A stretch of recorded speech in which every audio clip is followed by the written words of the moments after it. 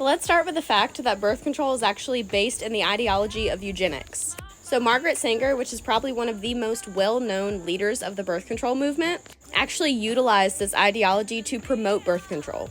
The ideology that some races should not procreate. This led to one of the first trials of testing the birth control pill.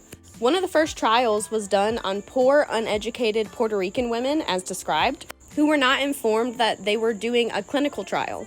They were under the impression that this had already been tested. And when they brought up concerns of symptoms such as bloating and nausea, they were completely dismissed by the men doing the study. Not to mention that 3 women died in this study. Nowadays, it seems the hormonal birth control pill is thrown at us for any issue that we have, including things like acne, cycle irregulation, PCOS, endometriosis. But the problem with that is that this is presented as the only option. And this option is presented to us with little to no information.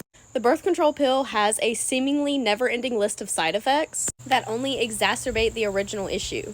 Hormonal birth control does not regulate the menstrual cycle because it shuts down the menstrual cycle. Shutting down ovulation makes sense in terms of ovulation only being for conception. But what if I told you that ovulation was much more important than that? Ovulation actually affects our brain health, our breast health, our immune system, our thyroid function, and our bone density. And each ovulation is a deposit into our bank of health and wellness, which means that if we're not regularly ovulating, we're actually putting ourselves at a higher risk of things like osteoporosis, Alzheimer's, dementia, and even cancer, which is also a side effect of the pill.